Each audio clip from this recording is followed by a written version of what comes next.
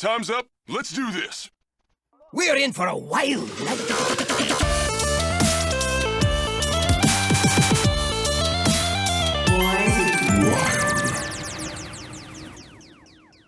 Welcome, everyone, to episode 239 of Born to be Wild, a wild Hearthstone podcast where we have fun, hanging out with friends, talking about the wild format of Hearthstone, and spotlighting members of the wild community. I'm your host, Hydralisk. It's great to be back on this wonderful Sunday night here in beautiful British Columbia. I'm joined by my fellow host, Schmoopydady. I'm so happy. The happiest. And making his triumphant return to the pod, Blutrane. How are you? I'm well. Thank you so much for having me once again.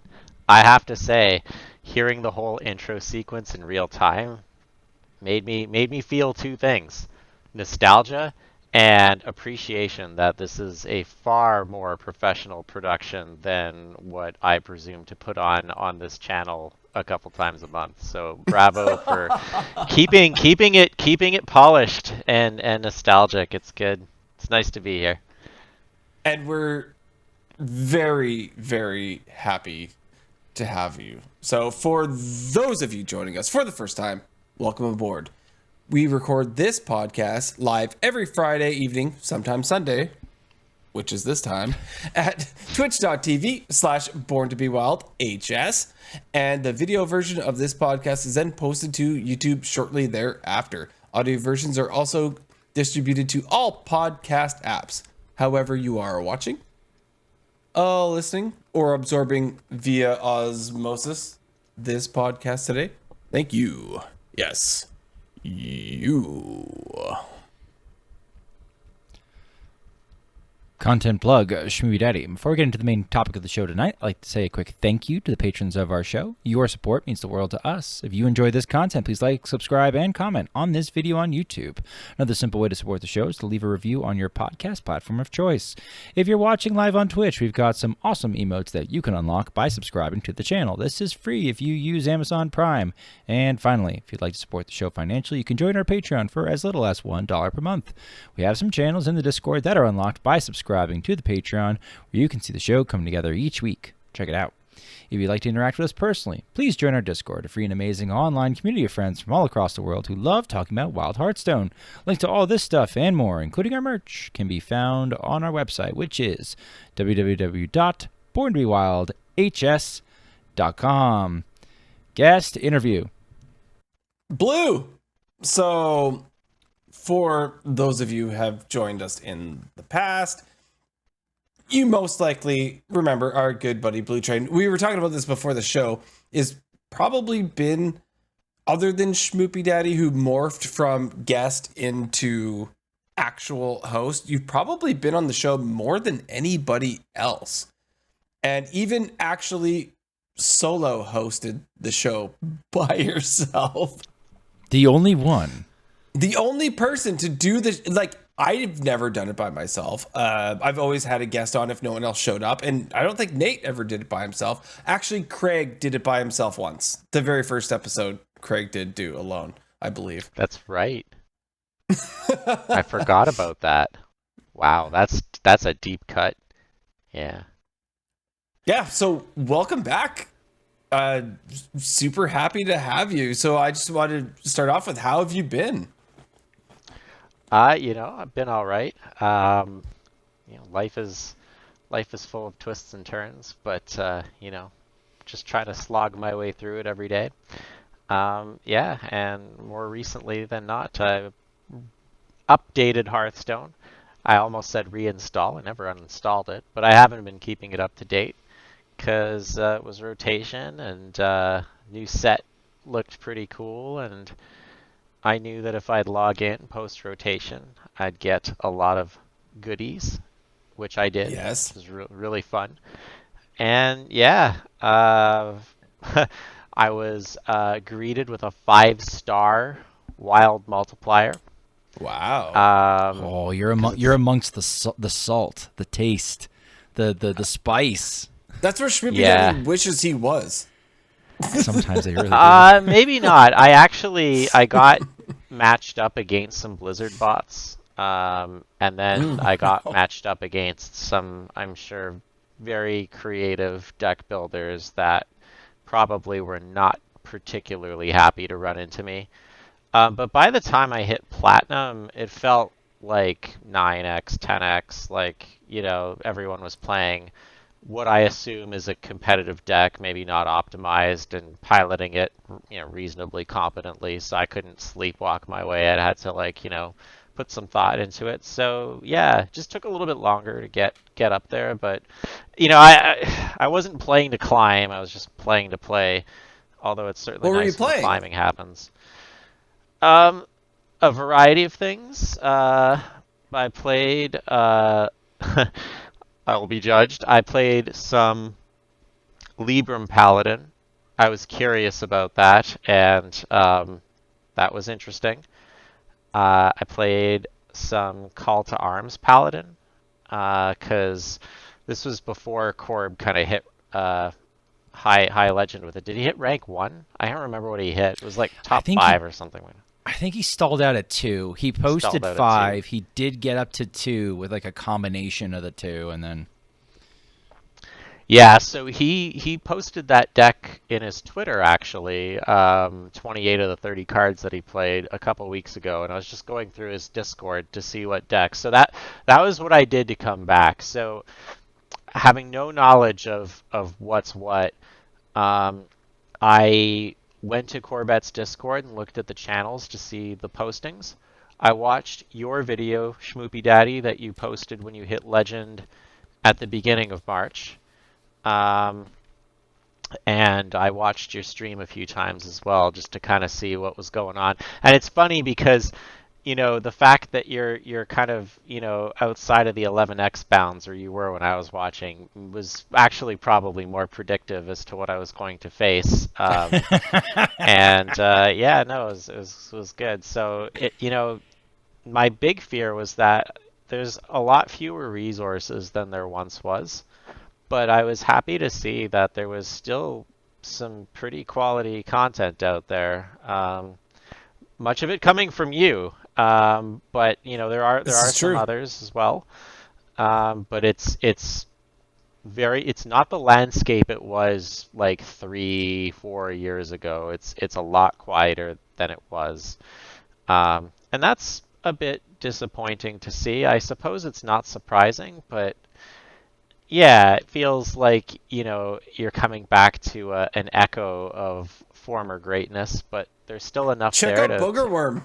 Boogerworm is, we had him on a few weeks ago, and he came out of absolutely nowhere. Like last fall, this guy started streaming. The thing is, he does it on YouTube. He doesn't do it on Twitch, and he okay. And he really didn't like mix with the Twitch crew, which is so funny because like so many of us I feel like are all hooked into Twitch that it was like there's other options.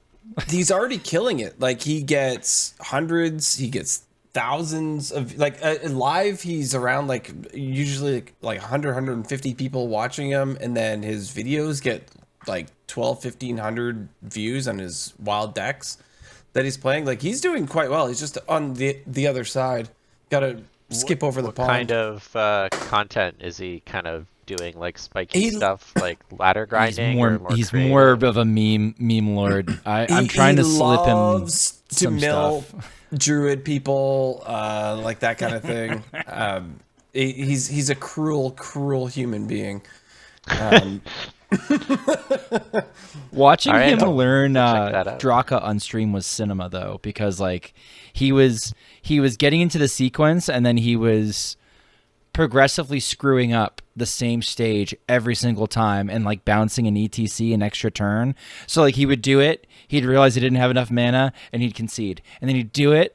Right? Oh, we're going in, we're going to win this one. And he'd do it, and he'd realize he didn't have enough mana, and he'd concede. And he did that about, like, I'm going to say at least 7 times in a row at one point. Now he's got no neon tweet since, because, like, then he climbed with it the next month and got a decent rank and with a good win rate. But so like he does sometimes do spiky stuff, but in general, like his crew's a lot more casual. On Discord today, somebody shared their boar shaman, which is like Boar. I wish Shaman. I could forget it. Boar Yeah, shaman. that Yeah, sounds I wish like I a could have deck that forgetted someone saying would it. make you play right before they get banned. Let's not talk about that. Yeah, Not let's not poor talk priest, but poor shaman. Yeah, boar shaman. Oh my So gosh. yeah, opening up Hearthstone was kind of good as well. I just from a technical kind of outlook, I feel like the client is a lot better than it was. Even the last time I played, which is like 6 or 7 months ago, it seemed to be pretty stable. It's still humbly, I think, the best like digitized card game. Like just the little things that you kind of take for granted. The way the cards draw and like fall into your hand, the way that you can kind of drag them onto the board, like all that felt really great. And I was like, oh yeah, this is. I knew that it was probably still among the best, but it's kind of one thing to kind of have that direct side-by-side comparison with the other games that I play. So that was nice to see. I was happy to see the friends list was working and not, displaying people at rank I 1 forgot. or like 15 Hydras, in a That row. was years. Oh my god, that was years. There is still the glitch that says that for some reason you're like a twist Yeah. rank 1 legend or whatever. That still happens. But no, there's not 15 of your friends on the same list. So that's good. Yeah, so that was great to see. The store is like wild to navigate. I didn't. They gave me tons of stuff, and I had to like go into the store to get some of it. But yeah, wow. Talk about like it used to be like a bodega, and now it's like a department store with like 15 levels. Yeah. But I am accustomed to seeing the aggressive monetization from basically every other card game that's out there, and I think that, of course, this probably wouldn't have been true if I wanted to play standard, but coming back to wild, whatever I needed to craft from, the last 6 months to a year, I was more than able to do that with all of the Awesome. stuff they gave me. I think I got something or like at least 40 packs, maybe more. I don't want to exaggerate. Of the last 2 sets. Like they just said, hey, 40 packs have been added from outside Oh, were they your catch-up account. packs? No, this is on top of the Oh, catch-up packs. They set- just like Oh, on top of the packs. catch-up packs. Yeah, they Because just the gave me catch-up packs are 40 fantastic. yeah. So I got the 40 odd packs immediately. Catch-up packs come from like win a game in ranked or play a couple Oh, got games. you, They okay. give you a few of those successively, and yeah, I got tons of stuff from that as well. So yeah, coming back, and this is not the first time. Like I stopped playing Hearthstone religiously in November of 2022. I remember that was the last time when I broke the legend streak. But I've done at least 3 climbs since then. Mech Mage. Right before it became a Tyrant, it was still kind of like on the bubble. I did it with Ugh. Mech Mage a couple times. I did it with Big Shaman a couple times. So I can't remember how many times but it's not the first time coming back. But it feels like every time I do come back, they just give more and more stuff. So it feels really like if I was playing Standard, I suspect I'd be able to like manage enough to make a meta deck, maybe 2. With Wild, I basically, outside of like new archetypes that are mostly like decks of new cards, of which there are not many, I was able to play whatever I wanted. I didn't really have to think about, budgeting Cool. resources or kind of managing that. And as for the game, it's funny. It feels different and it feels the same. And I feel like I went through this like cycle in the span of like less than a week that I go through every expansion cycle. So I tried the new thing, the Call to Arms deck, which is powerful. Then I tried Librams, and that was like, felt kind of gross. Felt like I can see why people complain about that on Reddit. I don't like Librams. Yeah, I imagine anyone that's a control player doesn't like it. But then, after Schmoopydady kind of didn't scold me, but was like, yeah, maybe you might want to play something else other than Librams. I went back to the Call to Arms deck, but then it happened. I The thing scolded that you for that? Well, you didn't Sorry. scold me. You were like, well, maybe you might want to try something else because like everyone's doing the Librams thing, and like Oh, I find the Librams mirrors do. to be like really like I find mirrors in the Libram Paladin to be really tough to navigate. Like I don't you feel like if I'm just seeing like mirror after mirror after mirror, I feel like, if I'm not going 66% in the mirror, it's like I'm just spinning my wheels in mud, which is the only reason I think I said that. Okay. Well, yeah, I agree. It feels really coin flippy, but like what Yeah. happened is like the thing that always happens, and basically like I don't play Hearthstone decks to win games. I select Hearthstone decks to beat the matchups that tilt me the most. So I queued into a mage that played Ice Block, as is tradition. And it's not the ice block that really annoys me so much. It's the fact that, like, when you pop the block, you don't just concede at that point because there's still that, like, slim That hope. chance that they might The whiff hope. or something happens. So you just have to sit there for The longer than it takes disconnects. to play, You like, never two know. games. And so after that happened, I immediately switched back or switched to playing Priest, which is different than how it used to be built. And that gets under the Librams and it gets like over like the ice blocks pretty easily. So that if like I think I stopped the new Pokemon Pocket expansion dropped. I think I hit Diamond 4. Um, Nice. I guess I don't have much time. I only have like tomorrow, right? If I Yeah, want to hit tomorrow if you Legend. want to. You Well, might I'll. get 10x anyway. Well, I would imagine I'd get at least 9.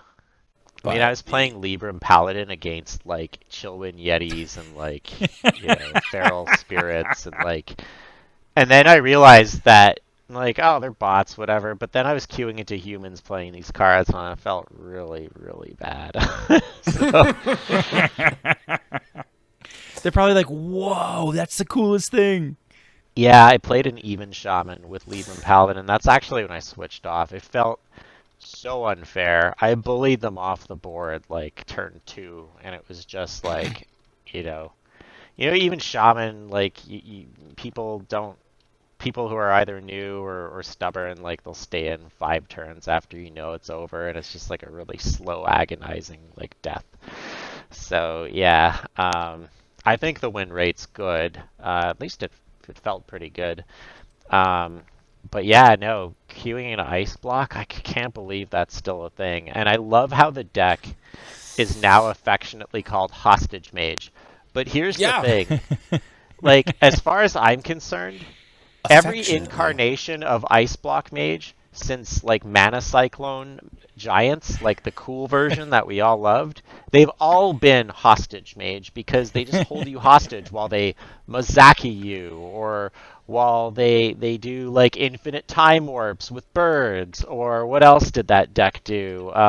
The burn one with the fire spells. Like I swear, like it's like 500 different Ignite ways to make mage. you miserable. Yeah, Ignite Mage. Like so they're all, as far as I'm concerned, hostage mage, and I just really dislike being held hostage. So yeah, priest As with one like does.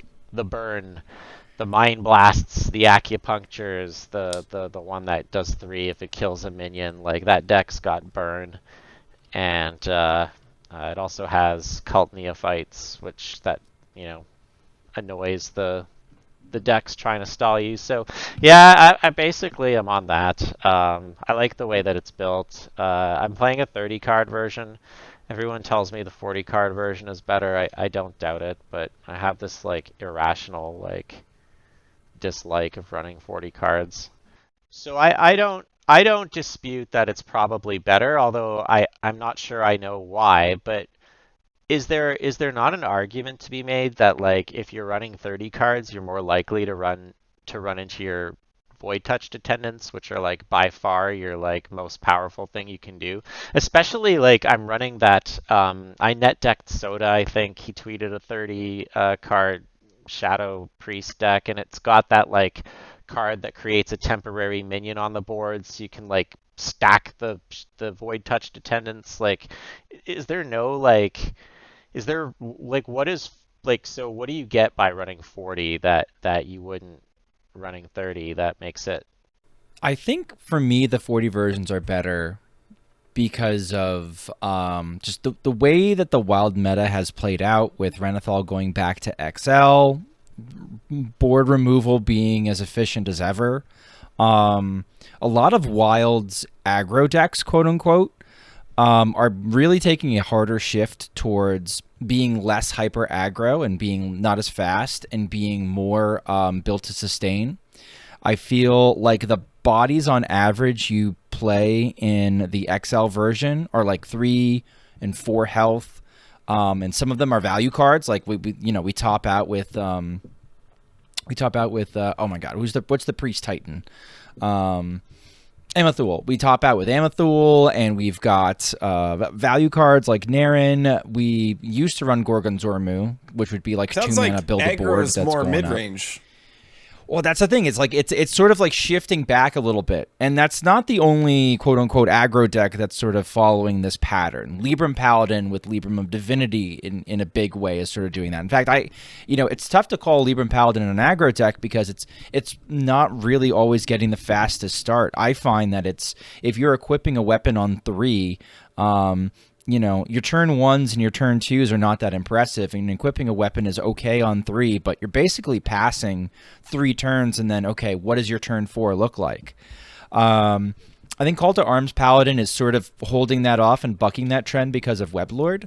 But another deck that's doing very well right now that some people would argue is tier 1 is actually Pirate Demon Hunter. Pirate Demon Hunter is just kind of like, let me make infinite 1/1s with charge, and sometimes I'm going to be buffing them, and you either have enough gas to outvalue me or beat me before I beat you, or I'm just going to chip away at you and eventually blow you out with Kurtrus. So like it feels to me like aggro has gotten sort of slower but bulked up. And in the mirror, especially 30 versus 40, it's like playing against a kid. Like you have 10 extra health. You can trade if you're trading down to their board and staying even, they're losing.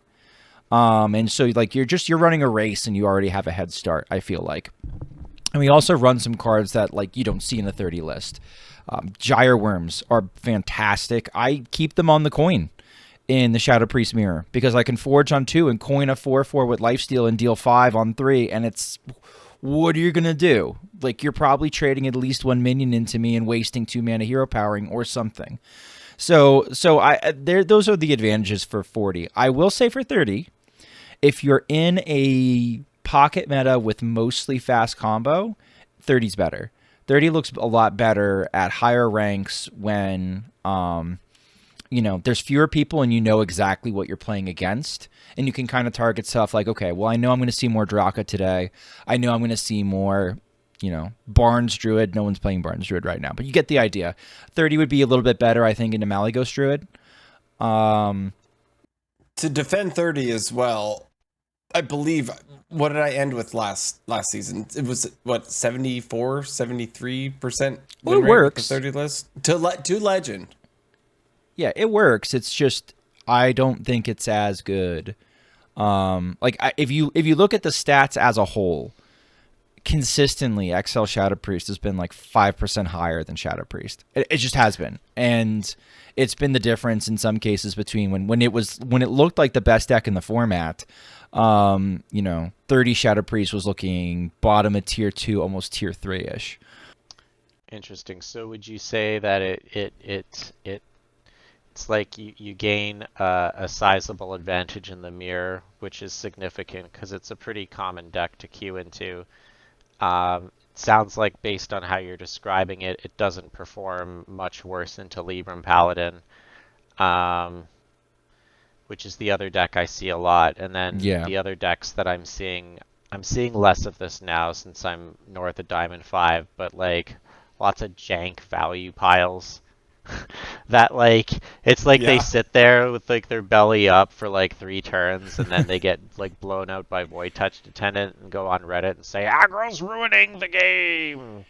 Yeah, I feel like 30 loses to a single board clear more often than 40 does too. Like you can kind of build a nice 30 board, it gets blown up, and you're like, I'm still 20 health away. It's going to be tough to get there, right? And I think that happens a lot less often than in the XL version. And also, again, we have, you know, Hydra called it tech, but we do have more tools. We do have more sustain where we can kind of find ways to get there. Though they massacred my poor boy I had in the ETC for the really, really long games in Raza the Resealed. So like, that didn't feel great. Oh yeah, that was a lot of people weren't happy about that change.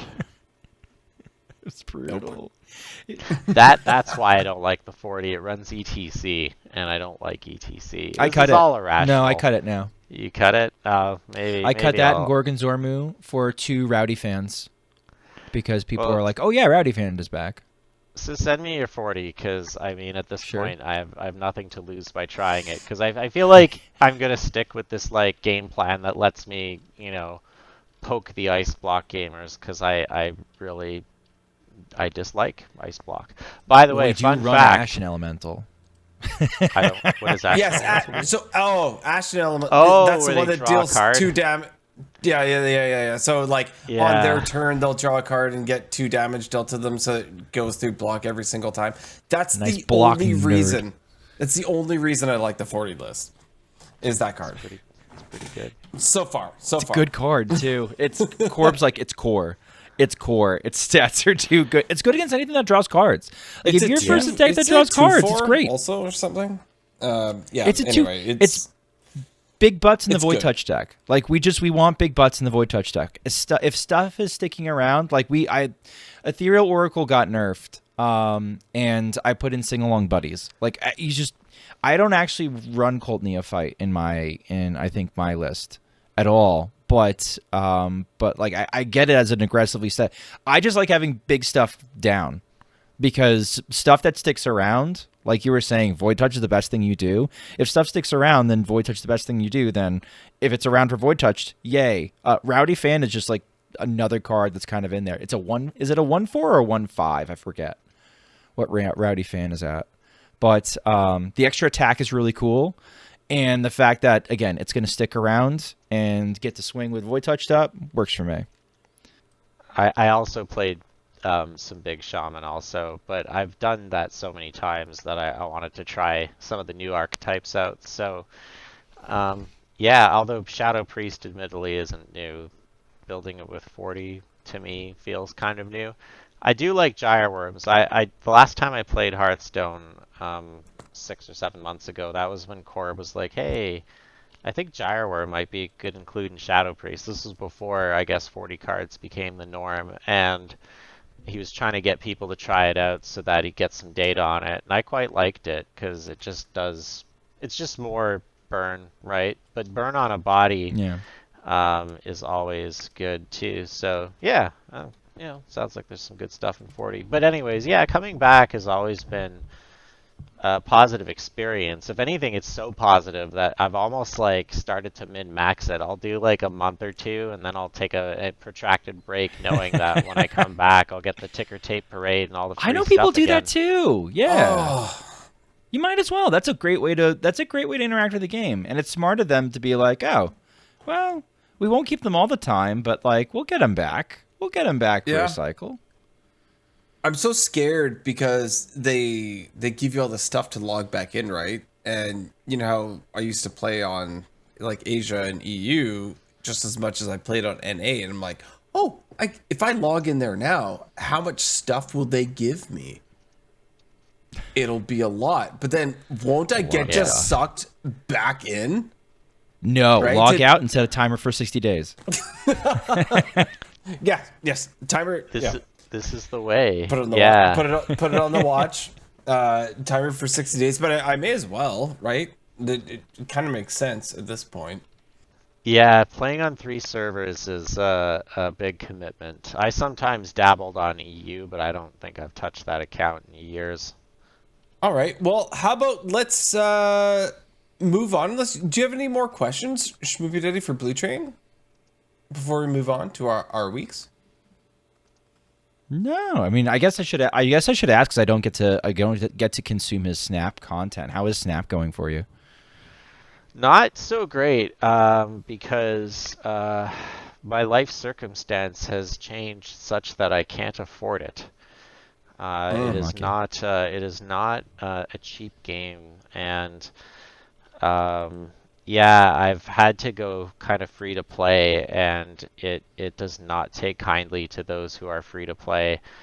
And increasingly, I'm falling behind, further behind. And they just announced some changes to help with card acquisition, um, and for returning players to get caught up. Um, I don't know when this is going live. I don't think it is until like I think another 3 months, like another quarter. So hopefully that will allow me to engage with the game in a more kind of budget way. But yeah, it's been tough. I still enjoy the game and I still follow what's happening pretty closely. So I feel like I'm not a pretender on the pod, and I still queue up a fair number of games, although admittedly less because it's more of a frustrating experience. But Yeah, if you're getting I blown out think by that stuff you can't afford, sure. yeah, I mean, people who are free to play in Snap, like, I tip my hat to you. I don't know how you do it. And frankly, now I see why NHL and like Sheep kind of stopped because um, they were free to play and their experience was probably miserable, like what I'm playing. And They lasted way longer than I did. I think I played for like 6 months max.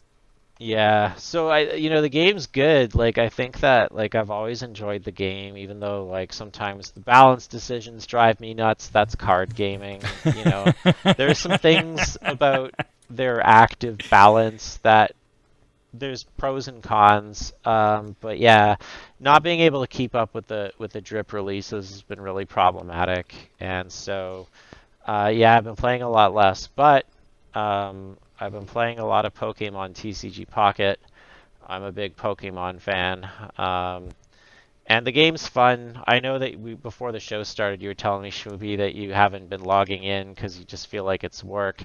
And I get Yeah. that, but comparatively to Snap, like opening up my 2 packs and calling it a day is quite refreshing because Snap does keep you on that like content kind of treadmill, like far more aggressively than Hearthstone. Like Hearthstone's kind of come a long way too. They've got the battle pass, the tavern pass, and they have like that event that's going on right now. Like I've seen that a They have an couple times event since I've every come 2 weeks back. with free stuff. Every 2 weeks we get a new event with free stuff, and people complain about the free stuff sometimes, and it's like it's wild to me. But like I would have killed for that when I first started out. It would have felt like progress. Yeah, Would have felt like something. and the ask from Hearthstone to get that free stuff is considerably less than what Snap demands of you. So you can kind of think of like, the treadmill. Snap is, pretty, it's pretty tough, and like you want to keep up with it because even if you are buying battle passes for Snap, you need to engage with the content to be able to keep up unless you're dropping a boatload of cash. And so that was the other half of it too. Like I feel like sometimes my life circumstance does not allow for me to play hours of Snap a week, a day even. So yeah, it's a bit tough, and it's kind of outside of those I know who are playing to create content, um, are getting a little bit fatigued with how much of it it's asking. But I think that the game's fine, but everything kind of that's always been the thing with Snap, right? You Yeah, get the gameplay seems awesome. you get 4 Snap gamers together and Yeah. give it 5 minutes and they'll be arguing about card acquisition and the economy, and that hasn't changed. And the thing that drives me crazy is that they're changing that card acquisition system again for the third time, and they've been working on it for what feels like years. they're just going back to the first system they had, basically, Oh. with catch-up packs, which aren't going to be as generous as Hearthstone's, but like it's like, guys, like, you could call this more of a rollback than an evolution. So anyways, I still think it's positive overall, but yeah, That's it's good. been difficult for me to engage with the content. But yeah, been enjoying playing Pokemon. It's not exactly a deep game, but it's Pokemon, it's colorful, it kind of scratches the card game itch, and yeah, been enjoying that a lot. It's fun always hearing from friends that I know that play other card games, because I'm like your typical Hearthstone player where I feel like I've gotten sucked into Hearthstone, and I don't consume a whole lot of content outside of it. And so, like, I do get siloed sometimes, where it's just like, okay, well, this is what's going on with Hearthstone. This is the state of Hearthstone, without that perspective of, okay, well, what are the other card games doing? And so I like hearing about that, because like it does help. It does make me appreciate Hearthstone a little bit more sometimes, that there's a lot of stuff going right, and the things that are not necessarily what everybody likes are fairly minor in scope, but doesn't mean they don't need to be addressed. But it's just like it's at a different level of polish from its competitors, which Yeah, I kinda wish they'd catch up. Hearthstone, the way that I see this, and I've probably said this before on this show, so my apologies if I'm repeating myself, but I think what differentiates Hearthstone from the other two games that we're talking about is that Marvel Snap and Pokemon TCG Pocket are mobile games first and card games second. Although I think that statement is quite a bit more true for Snap than TCG Pocket, because that feels more like of a traditional card game experience. But I mean, TCG Pocket, if you want to run it on your PC, you have to do it via an emulator or like, a screen like doubling. But Hearthstone was not a mobile game, and I think that ethos has kind of still carried forward quite a bit, even though they're Yeah. aggressively monetizing cosmetics, and it's become more in the orbit of mobile gaming, but its roots aren't there. And I think that counts for a lot more than I think maybe some realize or give it credit for.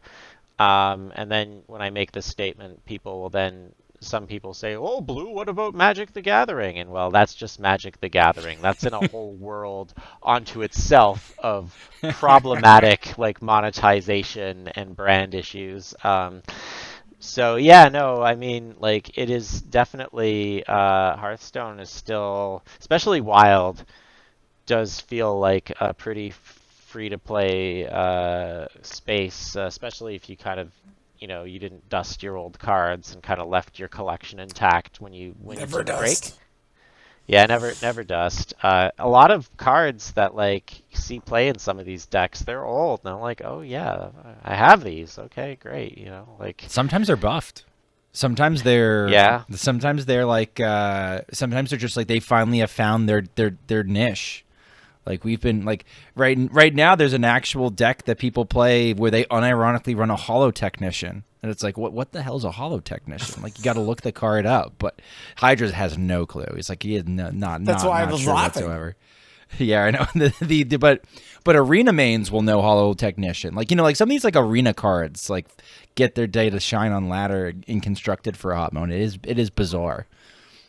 Yeah. So yeah, I think that there's still a lot of good there, and it's nice that I have the option to come back. I always would kind of exhale and sigh when I'd see, this probably doesn't happen anymore, but back in the day when Twitter was still Twitter, people would like write a tweet longer, like, why I'm quitting Hearthstone. Oh, those are so funny. I I've never seen quit half of those people Hearthstone, come back to Hearthstone. Well, yeah, I'm never playing Wild again. Okay. I never made any commitments. I just really what good. changed was I just decided that I didn't have to hit legend every month anymore, and that I'd come back whenever I felt. And so that's how I've been engaging with it. And perhaps now that I can't afford to play Snap, I might pay a little more attention to what's going on with Wild. Although the Pokemon TCG Pocket ladder that just got released this week is it's like old Hearthstone ladder. Like it's super grindy and sweaty. And I don't what I mean by it's like old Hearthstone ladder is that it's not MMR based. So it's like, you know how it used to be, like if you were like, um rank 5. This was before they had diamond and all that. If you were like rank 5, you would just be like matched against other people or rank 5 regardless of whether they were like GMs or just happened to get like on a hot streak. So you just matched based on your rank. And you need to play a lot of games. So I'd like to really hit the legend equivalent of that ladder at least one time. But I'm not sure that I'll commit to that even every month. So yeah, I guess all that just to say that I'm now a casual scrub. Dude, And, pressure off. Like, there's no Dude, that's pressure. awesome. That's so cool. Yeah, I'm glad to hear that you're dipping pressure, your toes back in. Yeah, the pressure comes from what we put on ourselves, and so Exactly. Like, yeah. I don't know if you remember, like back with the Hearthstoners, when Shia and Goldaniel they were doing and Casual Fridays, they did that like race to legend on day one all the time, right? And I know Schmoopydady, you still do that, but that was like a thing that started like a long time ago, and it was this race to legend on day one. And if you didn't get it, like you'd feel bad. Like I'd feel bad. I'm like, oh no, like I'm getting legend like But on day 20 ever, 20 of the month or yeah. something, right? Like, but it was like this big thing. Like you gotta do it. And then I remember feeling like a scrub or like whatever, like getting it later. Oh yeah, no, I got it, but I got it, on the 23rd of the month or whatever. And that pressure ensued. And then I did it one time, once. Got legend day one just to say I could do it. Just to say I could do it, I did it one time. It's as I'm learning, it is very difficult to be kind to oneself, and so it's something that I aspire to try and do, and it's something that perhaps maybe everyone should. And I will say that the biggest difference is that I used to get very upset playing games if they didn't go my way. And I streamed Pokemon TCG Pocket yesterday for like a good amount of time, and I was just suffering through like lots of bad beats and bad matchups and just like There's so many coin flips in Pokemon. Like, Yeah, I don't think I could handle it. I don't think I coin could flips handle weren't it. going my way, and I wasn't happy, but I wasn't. I was fine. I wasn't even the slightest agitated because like what can you do?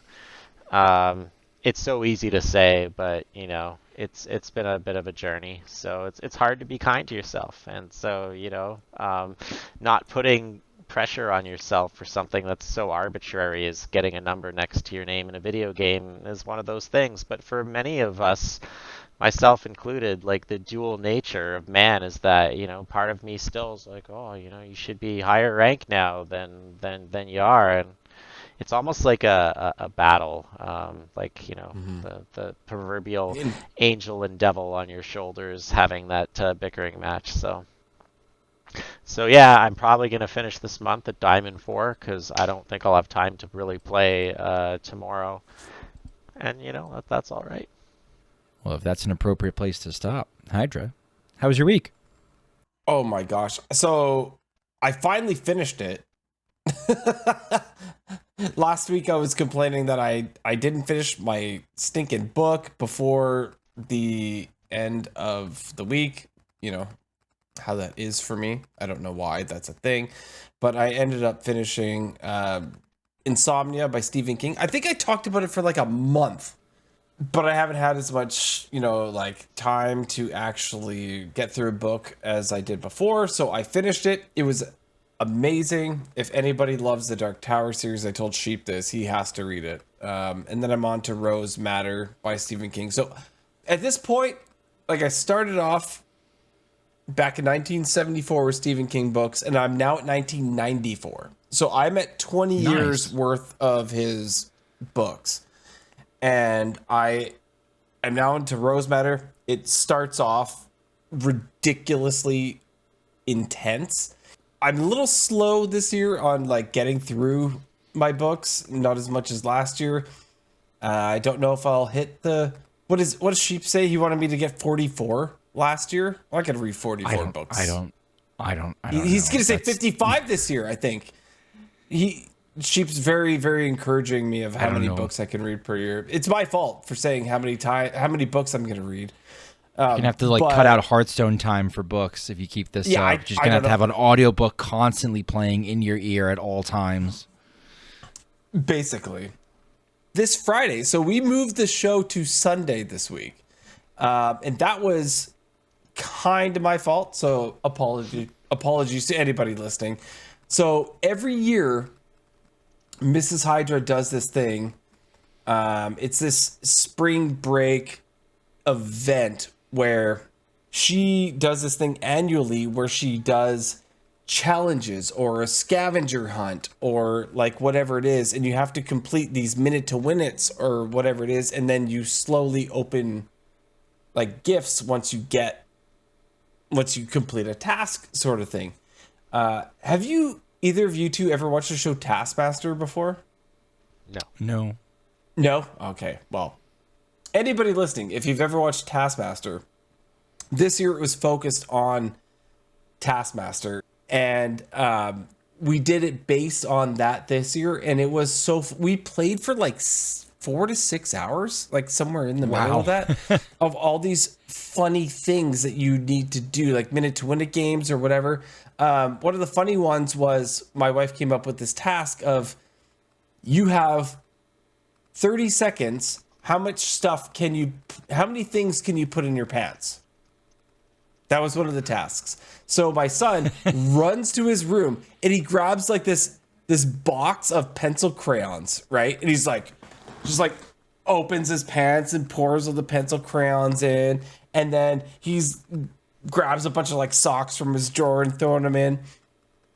And I'm thinking, what am I going to do? And there was like 5 seconds left. Like I was putting like spoons and forks and stuff in my pants.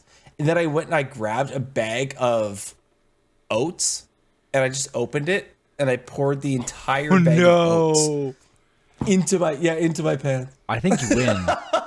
I won. Is anyone gonna count the individual oats? Who's gonna count the oats? Right. All right. More importantly, did you save the oats to be sold as merch on the Born to be Wild HS website? That'd be a good idea. You could get for. How about you say yes, so that we can sell a sample for $5.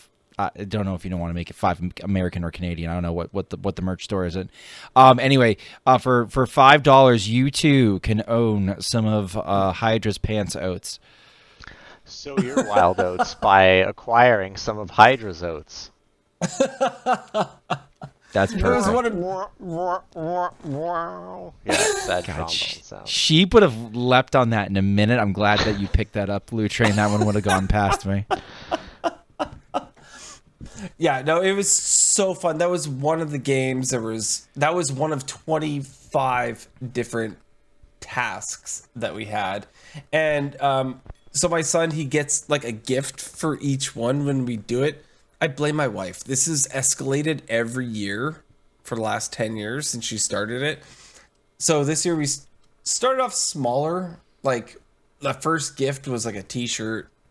And then the next gift was like a box of candy. And then the next gift was a t-shirt.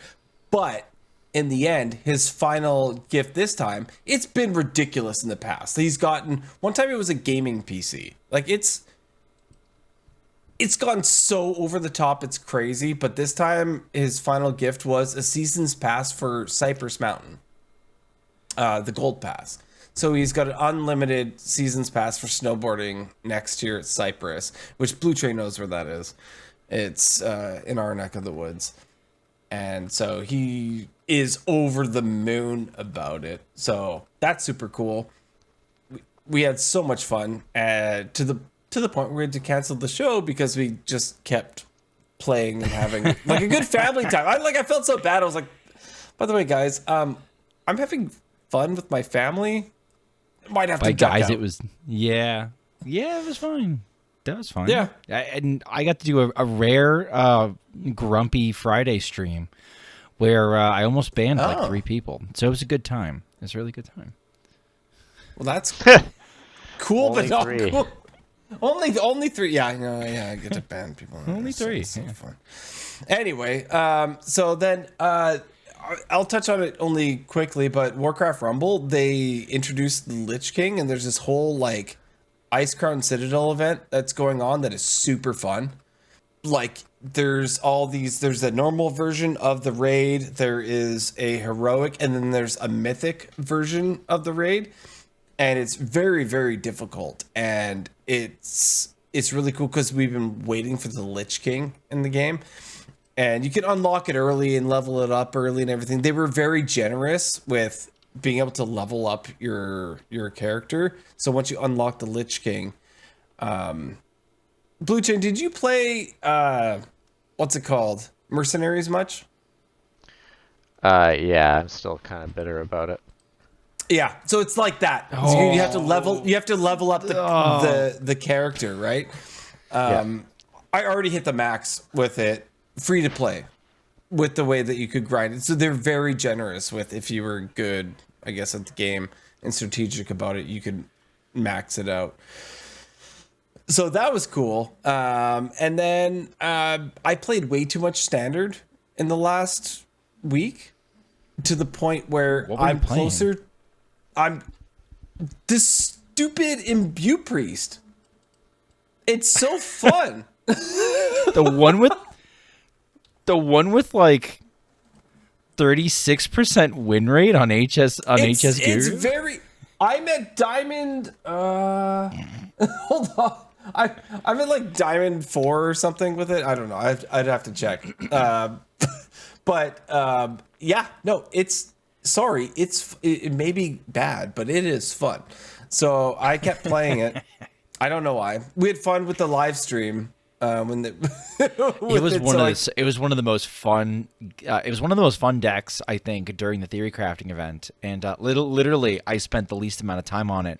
I typed in, I sorted by the new set cards, and then like the keyword imbue, and I just kept like tagging stuff. Bop, bop, bop, bop, bop. And then once I was out of imbue stuff, I just did priest cards, bop, bop, bop, bop, and it was awesome. Yeah. So I did play today though, before the show, because I had a couple daily quests, 2 of them lined up that said play 3 games as priest, and I played it, and it didn't really work out so well. I don't remember how many times I won, but it wasn't all of them, or nearly all of them. It was bad. But it was still fun. It's still fun. It kind of feels like it doesn't have a good ender, but yeah. And then I realized that I played so much standard that I'm gonna have to be like Blutrane and put in a final push. So last month I had mentioned that I didn't hit legend until like the last day of the month, which was a bad idea. And then I've done that again this month. So I have to hit legend fine. tomorrow, apparently. I mean, it'll be fine. It'll be fine. It'll be fine. It'll be fine.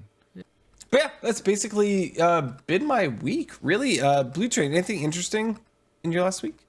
No, I guess work is pretty interesting. I'm not really ever one to say work is interesting, but I'm starting to help put together a framework around data governance for the use of artificial intelligence within our healthcare system for secondary applications. So like not like the primary delivery of care, but like think of primary as like when you're in the hospital and you're treated by the triage nurse at the ER. Secondary use would be like trying to identify hot spots for like viral respiratory infections or things of that nature. So a lot of companies are selling AI models and they want to gobble up healthcare data or kind of modify healthcare data with these AI models. So yeah, we were kicking off trying to create a governance framework, which eventually could evolve into legislation. So pretty impactful stuff, right? Because Yeah.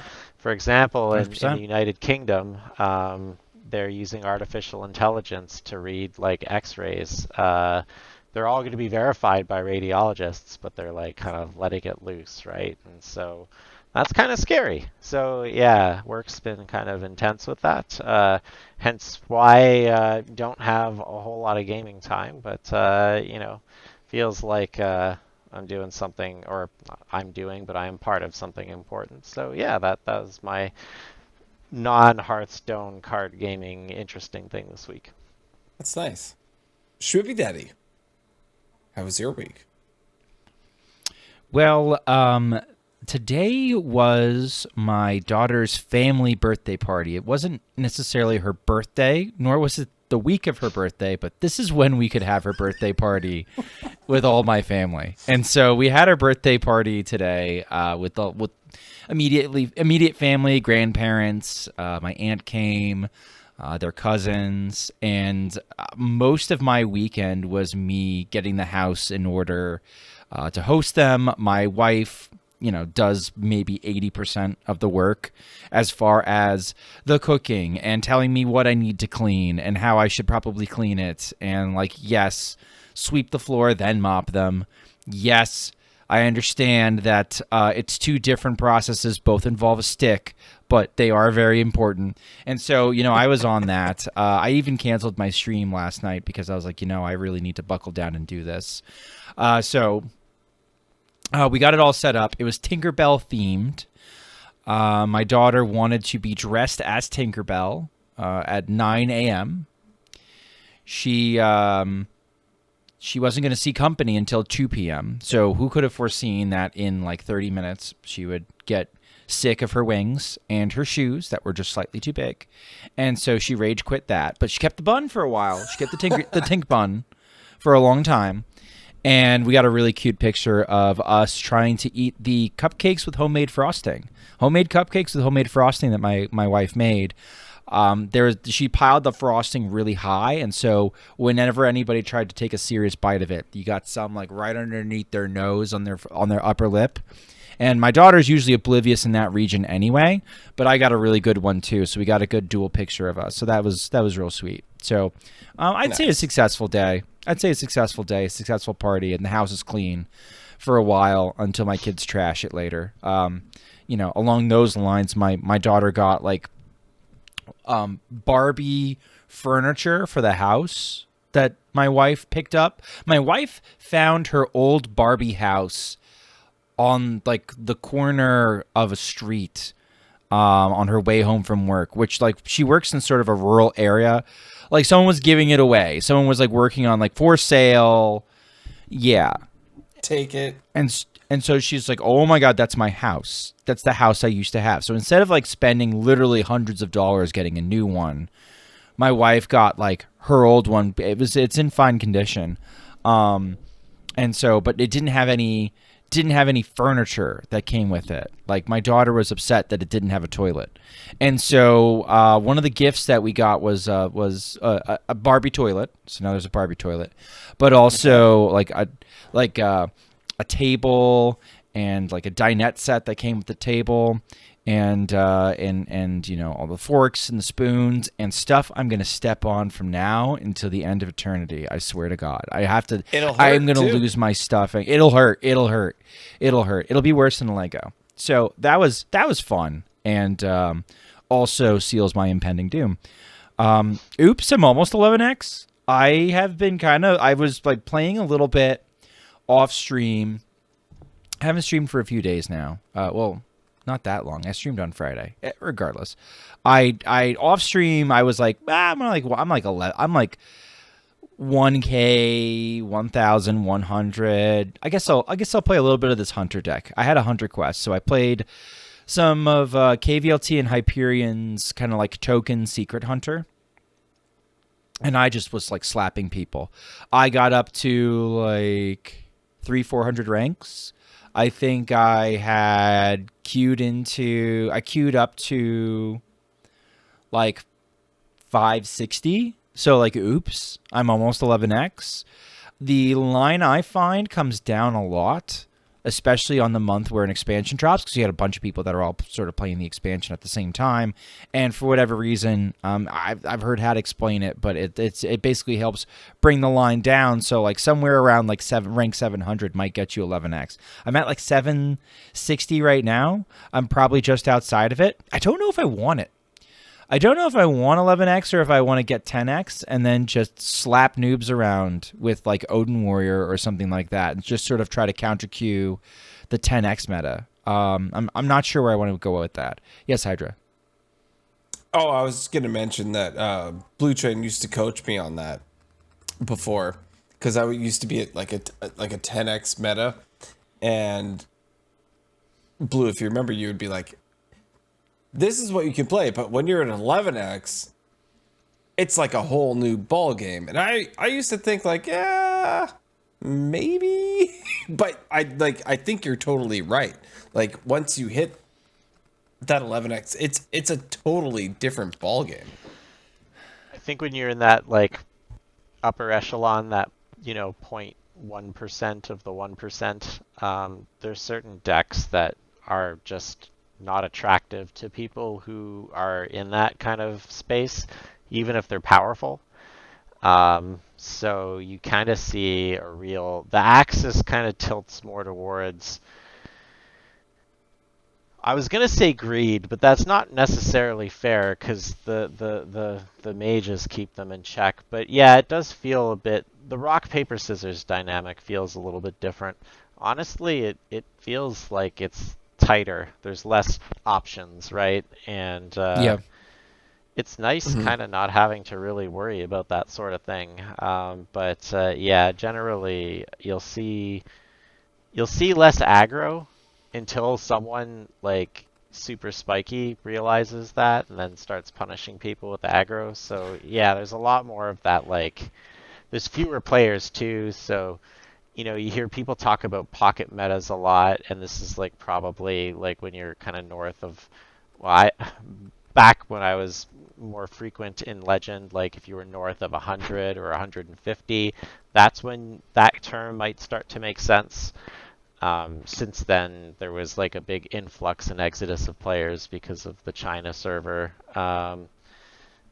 So I don't actually know where these breakpoints are, but yeah, there are two meta games at Legend, and once you can accept and then identify what that is, you'll generally have maybe not a more fun time, but an easier time if winning is your thing, or how to fall back down if your content creation demands that.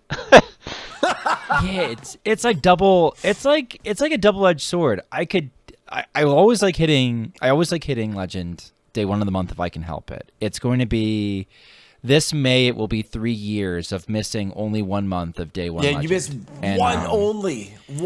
I missed 1 month, and like back in December or something. It was August, and as bad as August. It was August. Was it last August? As like smudge as I was, and crying and in tears rolling down my face, as bad as it was, that was the same month as the Wild Brawliseum, or I guess they call it Heroic Brawl now. They have cut Brawliseum because no one can say the damn word. And I got 12-win runs. So like I feel like I traded the day one Legend grind for like success in the Brawliseum. So I'll take it. I'll run with it. And some months are easier than others. For sure. I mean, if you missed it to get 12 in a Brawliseum, that seems worth it. I don't know. I feel like exactly. That's So I'm not the crying about achievement. Yeah. Outside of qualifying for like the Masters Tour, which is like that ain't happening. I am not nearly polished enough to go anywhere near there. Though I like 12 in a Brawliseum is like the next best thing, right? Yeah, it's pretty good. And like at the time, it was at the time it was like a gutsy meta call when I made it, and then soon it became the trend. I didn't set the trend. I just like other people realized the same time I did.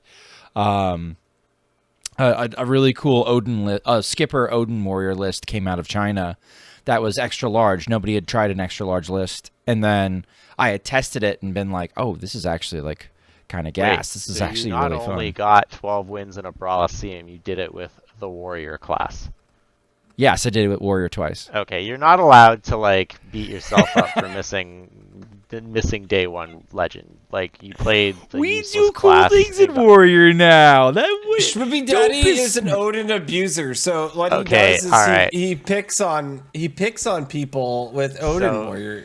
Let me tell you something about Warrior. I really do. So when I said the meta was different, but some things were the same, and I immediately started talking about Ice Block, the other kind of side of that, to bookend that, is like, I queued into a couple of Warriors, and I was wondering, like, I wonder if things have changed here at all. And yeah,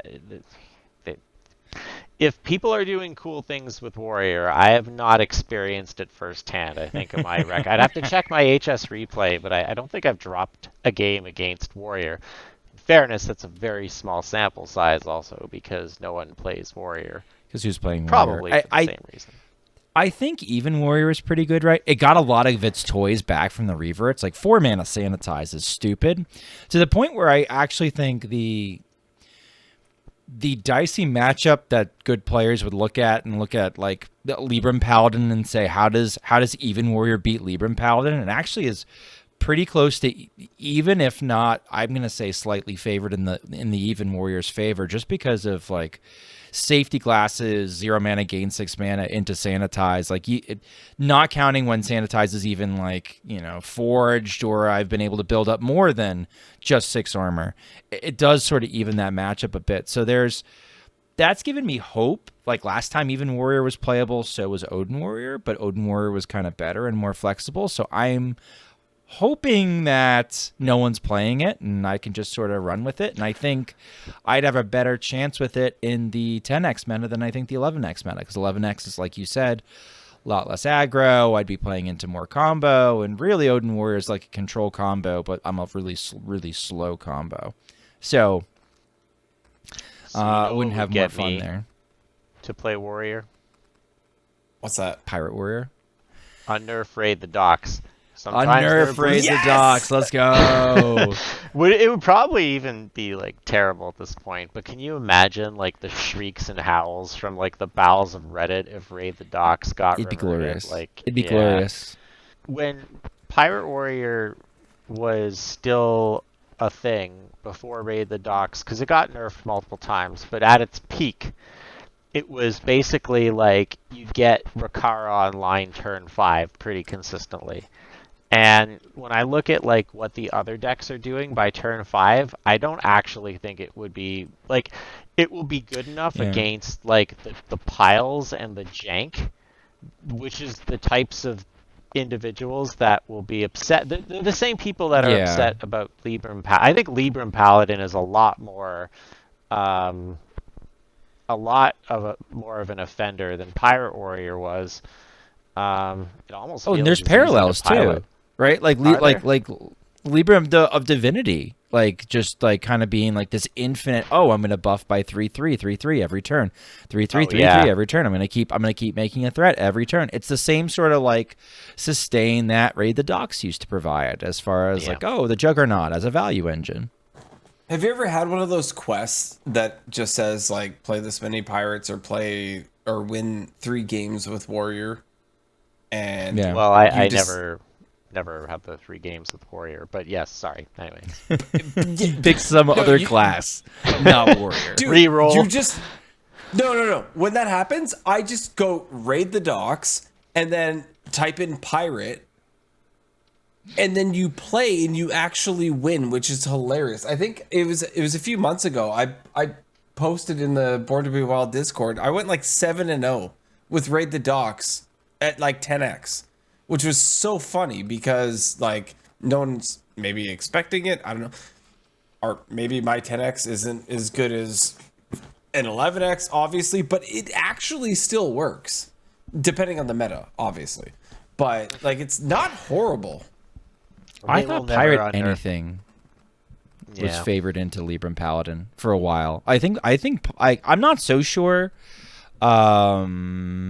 anymore, but like for a hot minute, because now you can run Showdown Beam, but Showdown Beam looks bad. But like Pirate Anything seems to do okay into Libram Paladin, just because you can kind of get under it, and I don't know, Blutrane can kind of take it from there as far as like whether that's true or not, or I his own mean, observations. I don't know if it's true or not. I did get a queued one game into like Fish Rogue, which, since the passage nerf, like I'm surprised anyone's still playing it. Yeah. And it beat me.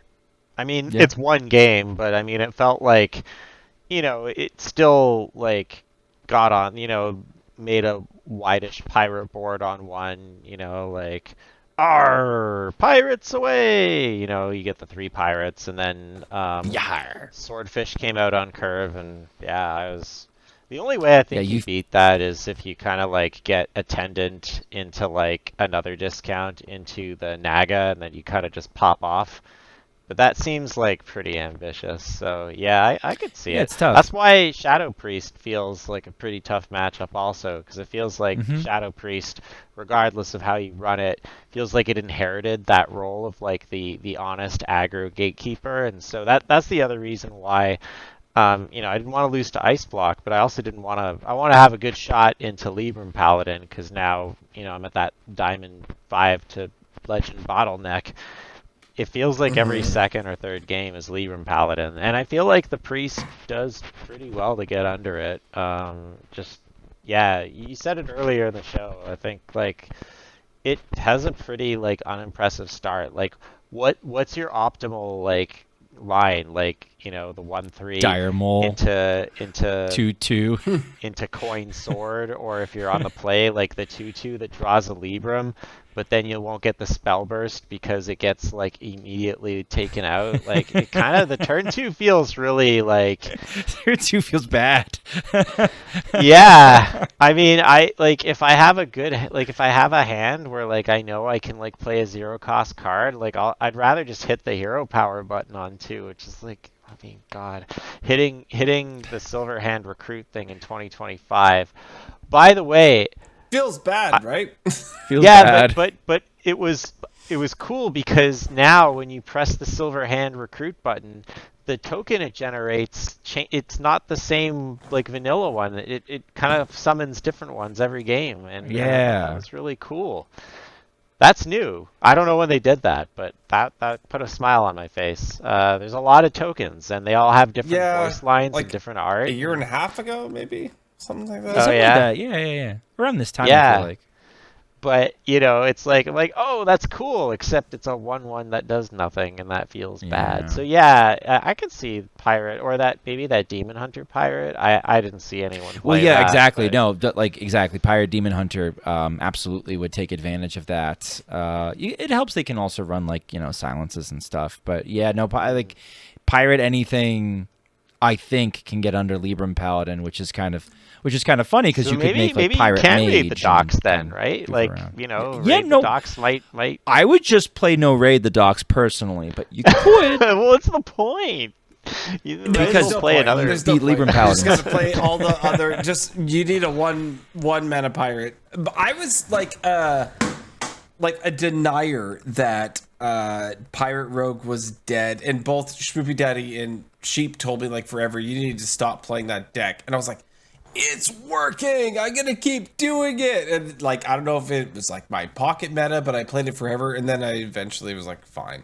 Fine. I mean, it's still playable. It's just It actually still works though. Like if you have Queue a up the positive game. win rate, you can play anything that you're better at than other people to legend. Is I guess my point, right? Like if you're better at it than other people, you can still get there. it's just funny. Like, 2 mana draw 4 is not good enough. Yeah. That's, the last. that's a statement. It's true. It's true. The last part of my week, and then we can get on to the news, was I applied for and was denied a Twitch partner, but the process was still cool. Yeah, but I mean, like, it makes sense. They say they want to see over 2 months, at least 8 streams where you average 75 people or more, and I only had 4. And so, like, I knew I wasn't getting there. KVLT got denied. KVLT had like 6 of 8. Oh, wow. But something that they did change recently was they used to not count streams with raids into your average, and since they've gotten rid of that, that has made Twitch partner look a lot more feasible for me than it has. I'm glad they got rid of that. Like, what people were doing was when they'd get a raid, they'd be like, "Hey guys, can you like refresh your browser? Because it'll help me get partnered." And that apparently would change you from a raider to a raider. Like, I'm glad they got rid of that. It seems so silly. Like, there's an option to like say no, don't allow raids under X limit, which I always thought was like kind of silly, but like I got it in the game. Like, if I got it as a feature, if you're gaming trying to hit partner and you don't want a raid canceling out a good stream, I guess. Like, I don't know. It just it felt kind of grimy. I'm glad that they got rid of it, even if, like, now we, the content creators, could in theory like get enough people together, organize enough people, get them to partner. But I don't know. It's nice that it's gone. Yeah, I hope that you and KVLT get it. I mean, honestly, you, KVLT, and Copper are like the only. Oh, and like OTZ, like once in a. OTZ's been more regular recently, yeah.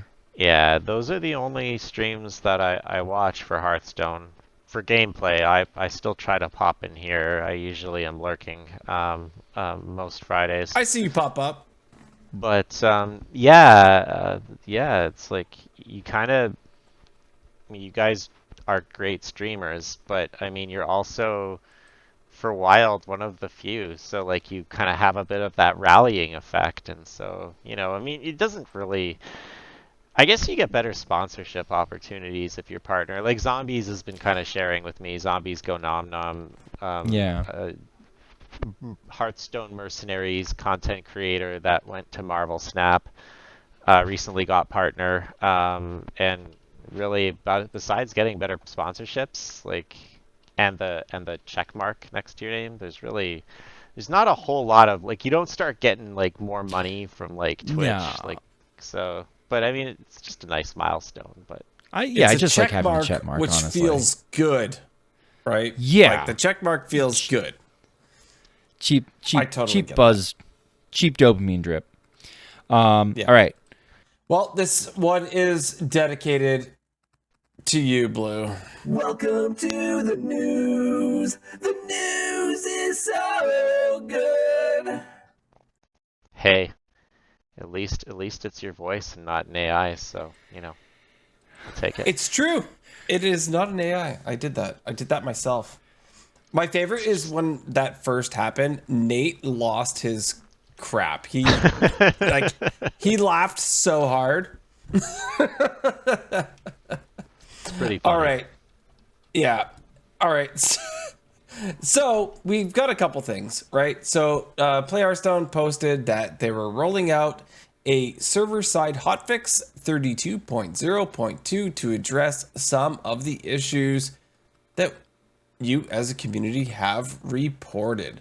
So there's a bunch of card interactions, there's a bunch of BG stuff, arena adjustments, and other bug fixes. The only big thing for me, and Schmoopydady, if you want to touch on any of these, feel free, was the Malorn thing. Is I guess, and this happened to me, and it's still not fixed. It says here it is fixed, but if you opened Malorn as one of your original, like, say you opened it with you pre-purchased a bundle, and then you got another one that, like, you're supposed to re-roll, like, you get to re-roll stuff. I have not gotten to re-roll it. It says it's fixed. I logged in just before the show. I have not got the re-roll yet, but it says that they are slowly rolling out. Yeah, There, and it did say it's progressively rolling out too. there's actually one very wild, relevant change that most people are probably not aware of. For a brief moment in time, since the expansion was launched, Miracle Rogue was quietly looking like possibly tier 1, running Saladrasil and Naga Trickster. So Yeah. what Standard is doing was Standard was using Sandbox Scoundrel and then using it to try and play Saladrasil, but for some reason Sandbox Scoundrel was like corrupting it. Again, Saladrasil is weird because it doesn't have the corrupt keyword. So then when you played Saladrasil, you would get, instead of the dream cards, you'd get like the nightmare version of the dream cards, which are obviously much more powerful. Now, in Wild, we weren't running Sandbox Scoundrel, we were running Naga Trickster because that's a mana less and it reduces the Saladrasil to 0, so you could play it in the same turn that it was corrupted. So that apparently was a real deck that people were actually playing. I think I got to play one game of it and didn't get a great roll. I won, but like I was like, I don't know if I'm going to play this anymore. Corb says that like it's basically dead. It's the at least the concept behind it is gone.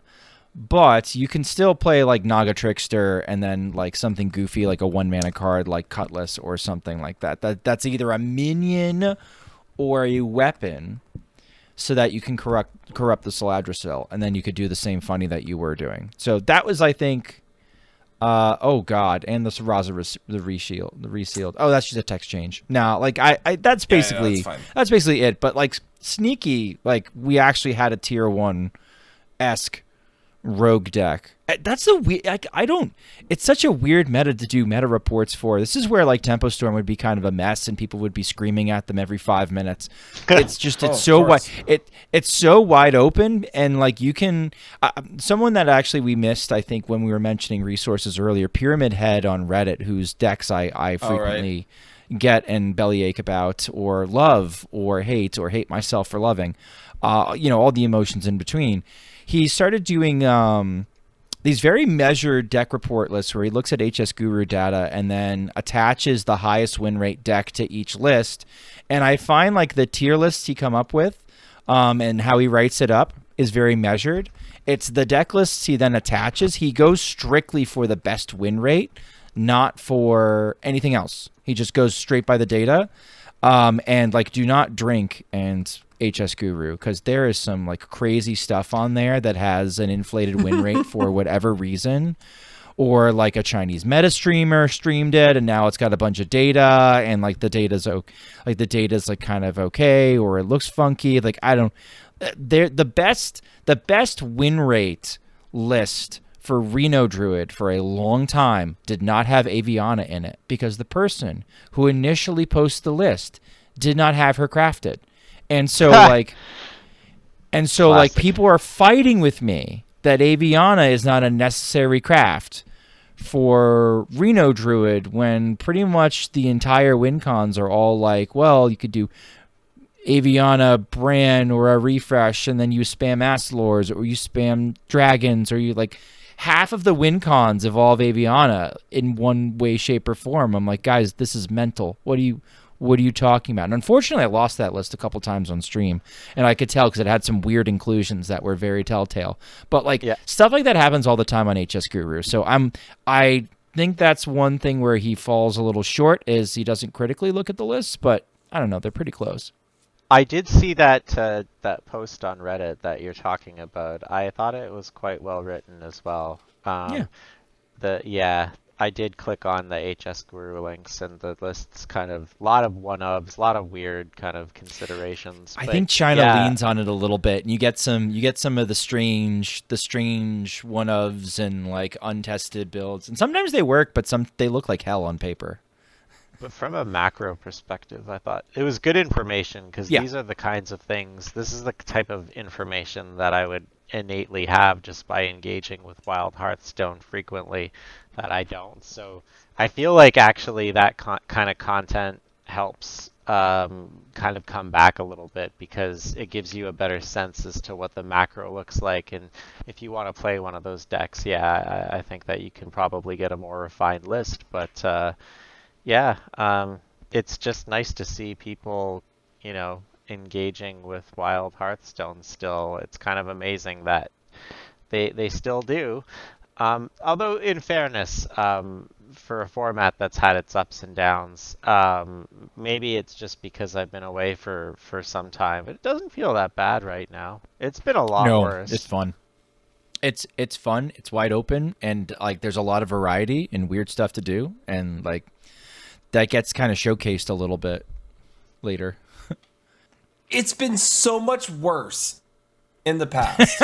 Like, so much worse.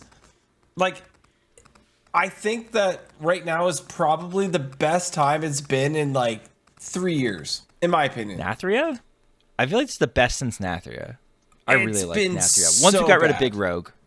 Once we got rid of Big Rogue. You were on Blutrane. You were on actually when we did the. Didn't you come to the live Theorycraft stream for Nathria? I thought you were our guest for that. No, I think I did Sunken City. Was it Sunken City? I thought it was Nathria you did. Yeah, I did one of them, and I think it was Sunken City. But I mean, I was watching when you did Nathria. Like, I felt like I was a part of it, even if by virtue of just being in chat. Plus, I think we collaborated on some of the decks. I know NHL made a few of them, but I don't think I was there. But I was playing Hearthstone still with Nathria.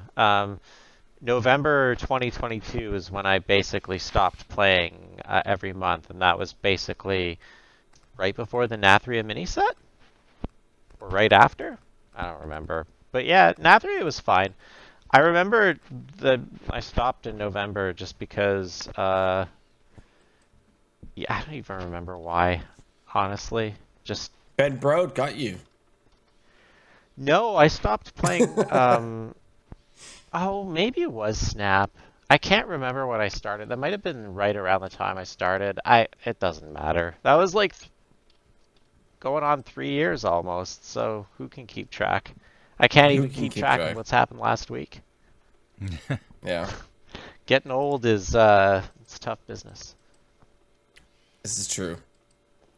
This is definitely true. All right, so there was not a whole lot in the news, really. There's like a bunch of small bug fixes and all this stuff. But what I wanted to ask is Schmoopydady, which this is funny. So this I would normally attribute to Blutrane, but Grumpy Daddy has now come out of the woodwork. So we don't have. So Blutrane used to be old man shaking his fist at clouds, and now we've got Grumpy Daddy who likes to shake his fist at clouds.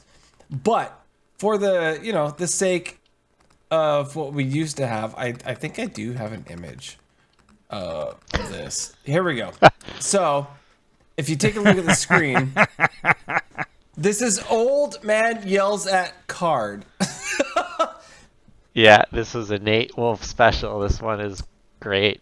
Yeah, Nate's so good with this. I love this one. Yeah, he replaced Abraham Simpson's head with a surprise Pikachu, which surprise Pikachu is Blutrane's go-to avatar, and we used to lean on Blutrane for his old man yells at card, but now Schmoopydady is Grumpy Daddy. So Grumpy Daddy, go. Tell me.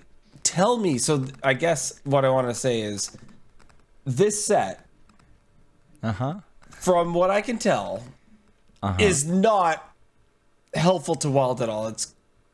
I'll do better than that. I'll give chat a little preview of what our Patreons only get to see.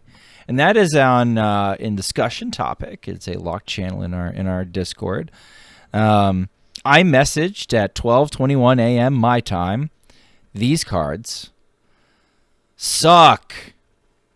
And Hydralisk responded with, "Aye." And Sheep kind of and Sheep said, "Yes, indeedy. Not gonna lie, that's why I've been playing more standard, which I really didn't want to do this time." Yeah, so like it's dire as far as impact on Wild. We've gotten one deck that looks decent, that does a powerful thing in what we would either call Imbue Mage or Ping Mage. And it's very funny watching the deck evolve. It's another one of these 20-card decks, and we're not sure what to put for the last 10. I have preferred Secrets. Some people have tried to make it XL. Some people have just done like generic Mage survival tools.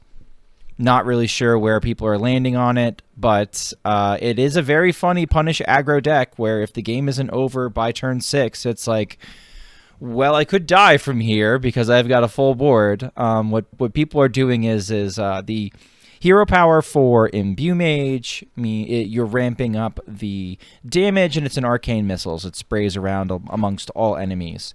And so, you ramp it from 1 to 2 to 3 to 4. I've seen 7s before.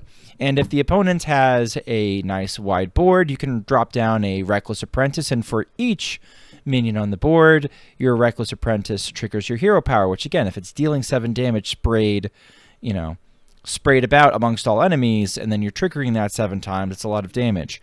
On turn 6, you can do Sing Along Buddy into Reckless Apprentice, which means that for every trigger that the Reckless Apprentice is triggering, you're getting a second one from the Sing Along Buddy. So it's just basically a pile of damage, and it punishes slower decks or aggro or players who have no idea what the hell is going on. But once you start seeing wisps, you should try to stay as high and tight as you possibly can. Blue, you know Sing Along Buddy, right? You've been away for a bit. You know that card? No. Although I played against that mage deck quite a bit, so I probably should, but no. What 1 for your hero power triggers twice?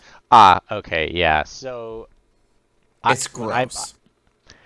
Yeah, you know what, that deck kind of felt like Dollar Store Mecha Shark a little bit. Yeah. Dollar Store Mecha Shark.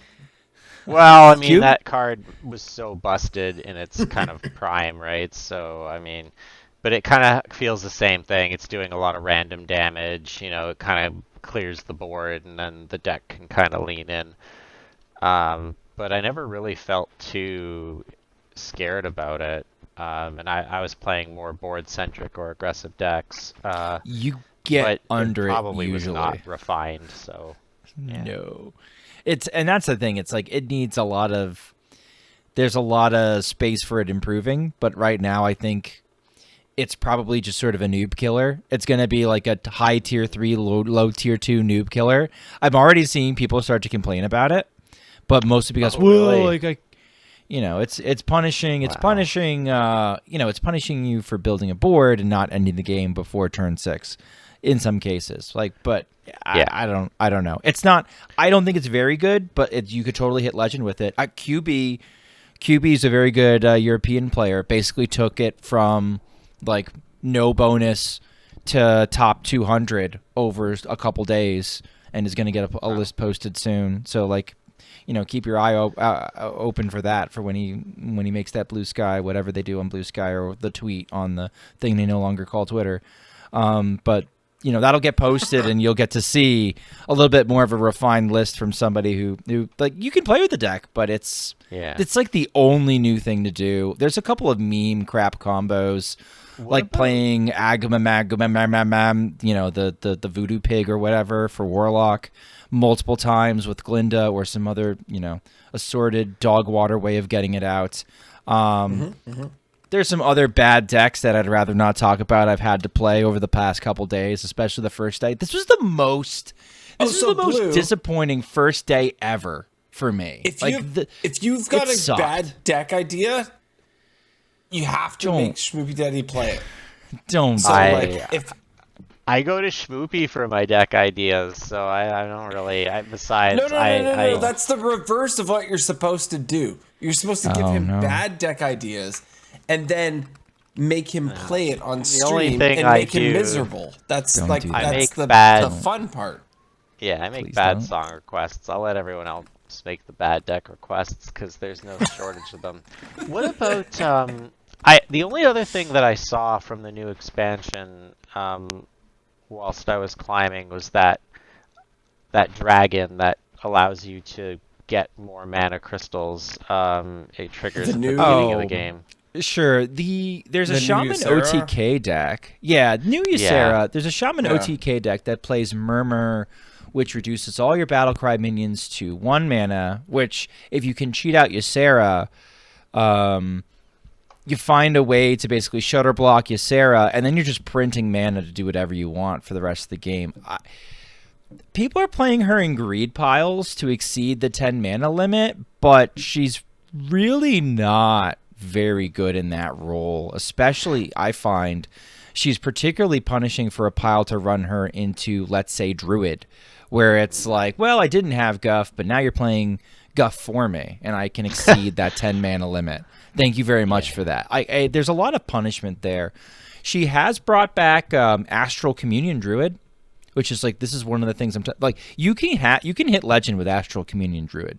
It's not a raffle meme anymore. Like, it's an actual factual strategy that you could play, in a large part thanks to Ysera, because now you're not stuck with a cap of 10 mana. You're exceeding the 10 mana as your turns go on. So that's huge. And it lets you play a lot more threats than you normally would. Like, there's just like, that one card is like, okay. There's a couple of fringe legendaries that are all right. Just by and large, the set does not seem to be very good. And not only does it not seem to be very good or very powerful, but even in standard, all the best decks are all still mini set decks. They nerfed the hell out of the mini set. I got a patch where I'm dusting 40,000 dust, literally 40,000 dust. It was so extensive. And the old content is still not worse than, let's say... Yeah, they nerfed the crap out the of new StarCraft, stuff. and it's still, still Are they trying to bring down the power level? Is standard They have to. having a big high power level? Like, because I know it's rotation. Did you get Yeah, I- the mini set blue? No, I mean The I've StarCraft? It's I insane. I've right? yeah Like, I It's did insane. I did see everyone kind of losing their minds about some of the things in the set, but I mean, but like generally, like if I was just gonna say, like, if they're trying to bring the whole power level down, like wholesale, it's usually more than one mini set that'll tip the scales, no pun intended. But yeah, I guess sets after rotation traditionally are weaker, but this one, I think in a Discord that we all share, there were people who were comparing it to Rastakan's Rumble, and I think you were saying, Shmoopy, that this is even worse, which I remember. I think it's worse. I liked the theme of Rastakan's Rumble, but yeah, it was kind of a bit of a fizzle. So it's not really seeing play in standard, or is it just kind of wild where it's not really? Not really. Like, the best decks are all still not, like, people will play it because it's new cards, but like the best decks are all not really centered around new cards. It's centered around old cards. The like day one bully that everybody figured out how to beat up and take its lunch money was Starship DH, like just getting like hundreds and hundreds of armor in Demon Hunter, which is a deck we played on the Theory Craft. We were like, hey, this is kind of fun. It was really fun. And then do you think that they might nerf older cards then that like are still in standard from last year that are high power level that could potentially have like a knock-on effect on wild? Like Only maybe... if it's I mean, that's what they've been doing. That's the thing. That's what they've been doing. Like more and more, I feel like we've gotten almost a Snap-esque of like, oh, let's get something. Let's hand out something kind of fun and strong and exciting, and then let's like nerf it so that the next fun, strong, and exciting thing comes back around. Like it's yeah. For me, this is I have been like a Blizzard balanced defender for a very, very, very long time. This is the first like real time where I was like, wow, you are gutting the last mini set for the new set. Like, Well, I'm glad I didn't buy it then. No, it's a good idea to get dust, actually. If you're really Oh, interested in that, it's actually and insane. I don't want to be a jerk because my name is Hydralisk, right? Like it's a StarCraft set, right? I was so stoked, and it is amazing, but they made it overpowered, and they have pulled back. It's not bad yet, but they've pulled back so hard. They've nerfed.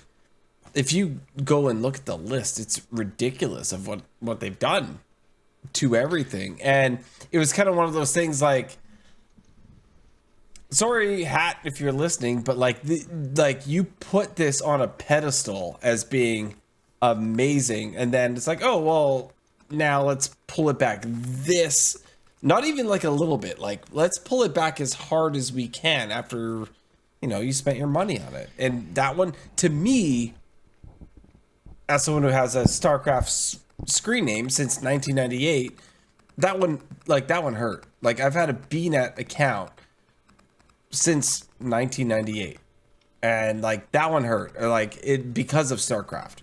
And I feel like they went so hard and then they pulled back because of the new stuff. I understand on rotation that they have to make it weaker and everything, but that one sucked. Yeah, it's always frustrating when you make an investment into something and then they have to like punitively like take balancing action against it for the greater good, because it doesn't do you any comfort when your favorite thing gets hit, or you feel like, wait, you kind of did a bait and switch, like a 3-card Monty with the purchase. I feel like any game that does active balance, that's a hard needle to thread. Snap is like that, Hearthstone's like that, and then on the other side, you have games that are generally a lot more loath to make balance changes, like Magic the Gathering, or Pokemon TCG Pocket, where they have not nerfed or banned one card since release. And that's very much in the tradition of the paper TCG. They're very loath to do that as well. I don't know what's better or worse. It's like you can't win. You're in a no-win situation with these games. I wouldn't want to have their job. I don't know where I fall. It really depends on my mood, because I think I could feel either way. Sometimes I'll want things to be changed because I'm sick of it, and other times I'm upset that things were changed because I was invested in it personally, or whatever. We're a very fickle, mercurial bunch, card gamers. So it's tough. Although in fairness, I don't think Pat really had any hand in balancing decisions, but he has to be the messenger to evangelize the team's message, which makes it doubly hard for Hat. So I tip my hat to Hat. But it sucks that your favorite cards got nerfed. That's always a bummer. The same thing happened to Nate in Snap. There was a card that was released too strong, and they nerfed it. And Nate was like, "Oh, I really like this card, but whatever, it's still playable. It's balanced now, so they won't nerf it again." And in Snap, the best way to predict if a card will be nerfed is not on its power level, but on its play rate. Oh, and no.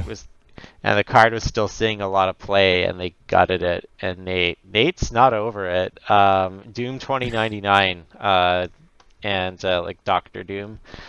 And I'm kind of choked a little bit too, because there's I got the card because I felt like I had to, because it was so strong, and then they just chopped it at the knees, and it's like, well, what are you gonna do? So, card games. Feels so bad. This is what Reddit wanted, and we won't belabor the point, because I know we're running a little long, but I won't belabor the point because we've already talked about this on other shows.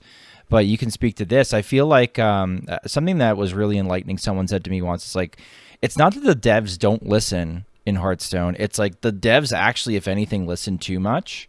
And the prevailing thought I have right now is they are listening to when people scream that they don't want mana cheat, when people are screaming that they want a lower power level, that a lower power level is good and can be fun.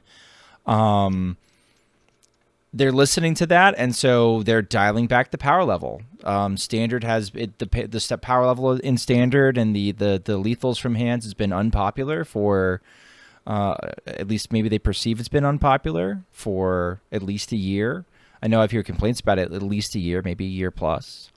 And so they want to see the power level dialed back, and this is the result. But like, as I always maintain, I think low power level is kind of an excuse for boring gameplay. I don't know. Like, I think it's really tough to make it interesting and low power level. So do you want to have some thoughts on that? I think people just don't know what they want. People will say that coffee is their favorite beverage, and if you serve them a black cup of coffee, they won't drink it because they don't want coffee. They want sweet, warm, milky liquid. It's the same thing. Like, everybody wants a control meta until they get the control meta, and then it's like, oh, you mean I have to do a grueling control mirror every second game? I like dunking on aggro noobs, so I think that people are expressing how they feel, and they think they know what they want, but they oftentimes don't. But I think that it doesn't make their feelings invalid that they're frustrated. But I think, to your point, when they listen to that feedback, literally, it becomes a little bit of a monkey's paw type of wish, and you get what you wish for, and it ends up being worse, right? Like, how many times have they nerfed something in Hearthstone, and then the metagame got narrower and less diverse, right? Yeah. That's always the worst. I mean, yeah, so it's tough. And then you see what they're doing in Pokemon, right? Both card games, where it's like they don't listen to people at all, even when it does have merit. So I feel like there's always like an extreme being applied. But yeah, Reddit is a place where people have opinions that amuse me. So, I still browse the Hearthstone Reddit on occasion. The wild one anyways. Yeah. Makes sense.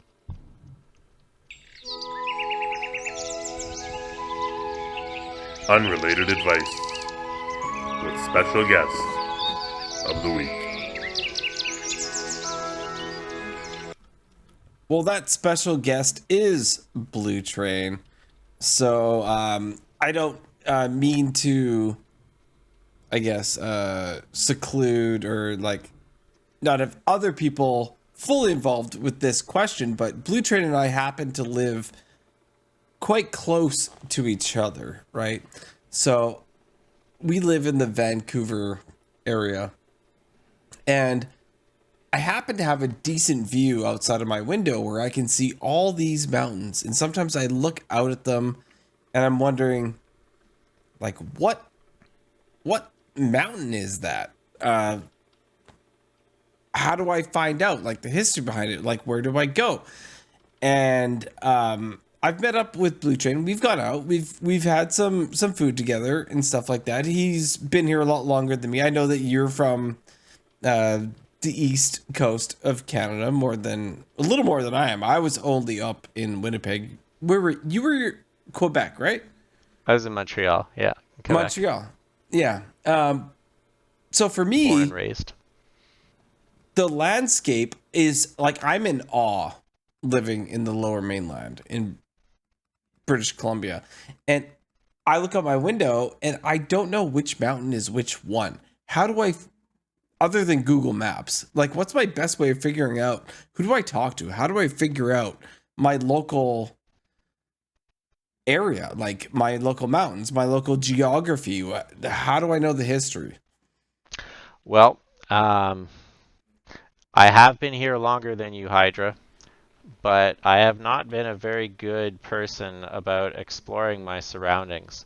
So I actually would use Google Maps. And the reason why I actually think that Google Maps or any mapping software is good is because where we live in British Columbia, it's very easy to orient yourself, because basically you've got mountains to the north, to the east, and then you got water to the west, so it's really easy to know what direction's what. Like in Montreal, I was always turned around. I didn't know it was north or south because like Montreal is like on a 45-degree angle, and so like it was just all turned around. And Yeah. here it's just very much like, like I just look at where's their water, open water. So it's easy to kind of see the mountains that way. That said, kind of a bit of a confession time. I have never been north of the Lionsgate Bridge. I've never been to North Van. I've never been to Oh. Squamish. I've never been to Whistler. Um, yeah. All And I've right. been Sounds pretty like much field trip time. field trip time, perhaps. Yeah. Last winter, I almost went up to Whistler, but it just didn't work out. It feels like every time I'm gonna go, it doesn't work out. But yeah, I mean, I know that you said it's the one thing not to do, but I think that looking at the maps is probably the most accessible way. Alternatively, don't do what I do. Go just look at the mountain that you're interested in and just head towards it. They're far, but they're surprisingly closer than you might think. And there are a lot of nice ski resorts, or ski hills rather, and hiking trails if you're so inclined. And just be careful not to venture off trail, because then you'll be in the local CBC News as the person that's like, this person spent one night out in the wilderness before rescue came and got them. And, like, they show the picture of the helicopter airlift, and it's kind of like being on the wall of shame. So that totally would be me if I went hiking. So I like to look at things virtually from a distance. But yeah, I am. Yeah, I have not done a very good job of exploring my home for the last 15 years now. Don't work so much and have some work-life balance. That's my advice. Wiser words are never spoken, and you heard that on. Born to be wild.